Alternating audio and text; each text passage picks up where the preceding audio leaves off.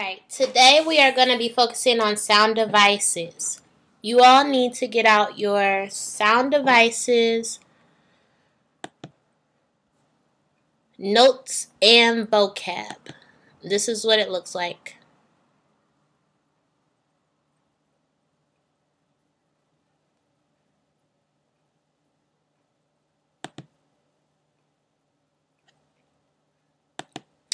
Okay, so the first thing that we're going to do is, first I'm going to explain what the next series of videos will cover. This first video is going to cover stanzas and lines. The next video will cover repetition, in particular alliteration. Then the final video will cover repetition, in particular rhyme scheme, and then we'll finish off with rhythm. Rhythm will be a part of the rhyme scheme video clip.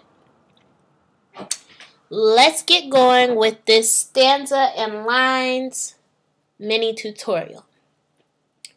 Okay, so we've already gotten our vocabulary. And stanzas and lines are two of our vocabulary words. Remember, a stanza is the paragraph in a poem. So stanzas are like the paragraphs of a poem. There is a space between each stanza. So, here in this poem titled Toads, we have stanzas. Stanzas are the paragraphs of the poem. I'm going to outline our stanzas in blue. There is a space between each stanza. Now, the notes here already have the stanzas outlined with a bracket. And there is a space between each stanza that's outlined with a bracket. So, how many stanzas are in this poem?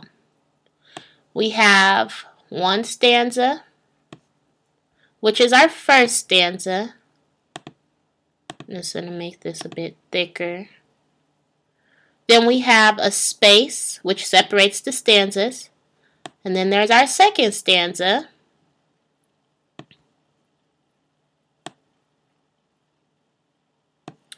And then finally we have another space, and we have our third stanza. Please note and understand that a stanza can have just one line in it. In this poem, the stanzas have more than one line.